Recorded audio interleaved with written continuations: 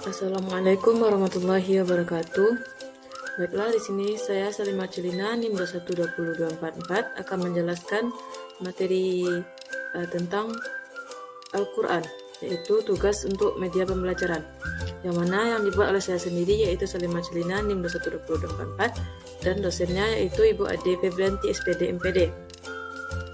Baiklah, di sini kita akan membahas tentang Al-Quran. Yang pertama yaitu tentang pengertian Al-Quran. Al-Quran itu di sini saya membahas tentang secara bahasa dan secara istilah. Yang mana secara bahasa Al-Quran berasal dari kata qara'a yaqra'u Qur'ana yang artinya bacaan. Sedangkan menurut istilah, yang pertama menurut para ahli yaitu Imam Syafi'i. Menurut Imam Syafi'i, Al-Quran merupakan kata bentukan dari apapun yang ia merupakan nama yang secara khusus yang diberikan oleh Allah untuk kitab suci yang diturunkan kepada Nabi Muhammad SAW, sebagaimana halnya kata Injil dan Taurat yang juga khusus nama yang digunakan sebagai nama Kitabullah yang masing-masing diturunkan kepada Nabi Isa dan Musa. Yang kedua yaitu menurut Al-Fara, Al-Quran itu merupakan kata bentukan dari kata qara'inu yang artinya petunjuk atau indikator. Yang ketiga, menurut Al-Ash'ari berpendapat bahwa Al-Quran itu berasal dari kata korona yang artinya menggabungkan. Yang keempat, menurut Al-Juzad Al-Quran itu berasal dari wazan fu'lan yang mengandung arti penghimpunan. Jadi selanjutnya menurut Syekh Muhammad Khudari Baik, Al-Quran itu merupakan firman Allah yang berbahasa Arab yang diturunkan kepada Nabi Muhammad SAW untuk dipahami isinya dan diingat selalu, yang disampaikan dengan jalan mutawatir. Ditulis dalam mushaf yang dimulai dari surat Al-Fatihah dan diakhiri oleh surat An-Nas. Selanjutnya menurut Syekh Muhammad Abduh, Al-Quran itu merupakan bacaan yang telah tertulis dalam mushaf-mushaf yang terjaga dalam hafalan-hafalan umat Islam. Yang ketiga, menurut Dr. Subhi Salih, Al-Quran itu merupakan kitab Allah sebagai mukjizat yang diturunkan kepada Nabi Muhammad SAW yang termaktub dalam mushaf-mushaf yang disampaikan dengan jalan mutawatir yang bernilai ibadah dalam membacanya. Selanjutnya yaitu kita masuk kepada sejarah turunnya Al-Quran. Al-Quran itu turun pada malam 17 Ramadan dan surat pertama yang diturunkan oleh Allah yaitu melalui malaikat Jibril, yaitu surat Al-Alaq ayat 1-5 yang diturunkan ketika Nabi Muhammad berada di Gua Hira. Dan surat yang terakhir turun yaitu Quran surah Al-Maidah ayat 3. Selanjutnya nama lain dari Al-Quran. Nama lain dari Al-Quran yang pertama yaitu Alkitab, yang berarti Alkitab mempunyai arti yang ditulis, sebagaimana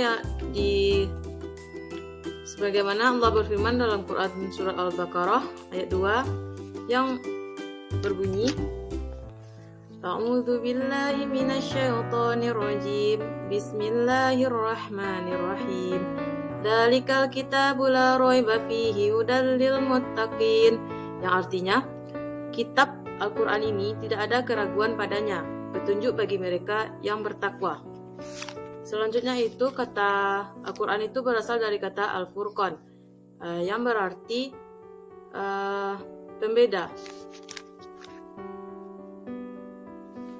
yaitu terdapat dalam Quran surat Al-Furqan ayat 1 yang berbunyi, Bismillahirrahmanirrahim.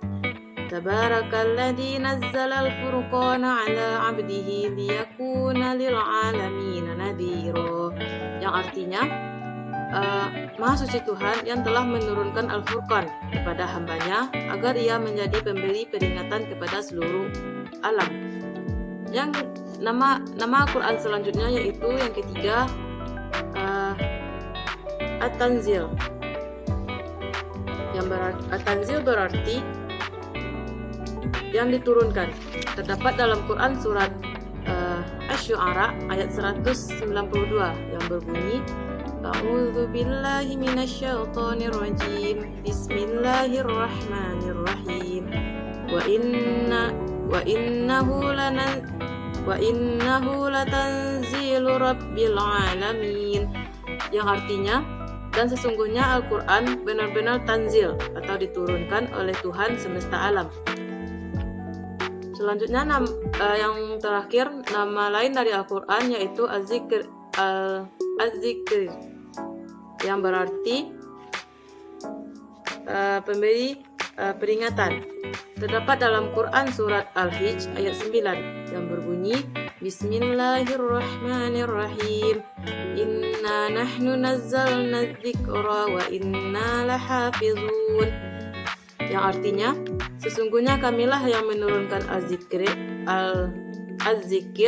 atau Al-Quran, dan sesungguhnya kami pula yang memeliharanya. Selanjutnya yaitu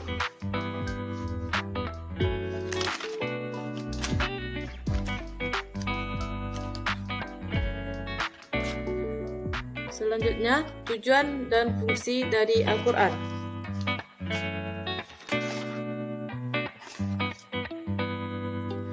Yang pertama yaitu tujuan dan fungsi Al-Quran sebagai petunjuk bagi manusia, yang terdapat dalam Quran surat Al-Baqarah ayat 2 yang berbunyi, Dzalikal kitabu la raiba fihi hudal lil muttaqin. Yang artinya, kitab Al-Quran ini tidak ada keraguan padanya, petunjuk bagi mereka yang bertakwa. Tujuan dan fungsi Al-Quran yang kedua yaitu sebagai peringatan dan pelajaran bagi manusia. Terdapat dalam Quran surah Asy-Syu'ara ayat 7 yang berbunyi, Bismillahirrahmanirrahim. Wa kadzalika auhayna ilaika Qur'anan Arabiyyan litunzira ummal qura wa man hawlaha wa tunzira yawmal jam'i la rayba fihi fariqun fil jannati wa fariqun fis sa'ir. Shadaqallahul azim. Yang artinya, demikianlah kami wahyukan kepadamu Al-Quran dalam bahasa Arab supaya kamu memberi peringat kepada Ummul Qura atau penduduk Makkah dan penduduk negeri-negeri sekelilingnya, serta memberi peringatan pula tentang hari berkumpul atau kiamat yang tidak ada keraguan padanya. Segolongan masuk surga dan segolongan masuk neraka. Selanjutnya yaitu tujuan dan fungsi Al-Quran yang ketiga yaitu sebagai pokok ajaran agama Islam, yang mana terdapat dalam Al-Quran surat An-Nahl ayat 89 yang berbunyi, Bismillahirrahmanirrahim. Wa nazzalna 'alaikal kitaba tibyanan likulli syai'in wa hudan wa rahmatan wa busyra lil muslimin.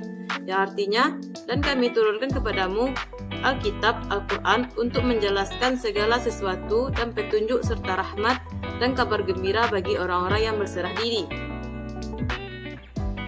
Baiklah, itulah penyampaian materi dari saya. Kalau ada kesalahan mohon dimaafkan. Assalamualaikum warahmatullahi wabarakatuh.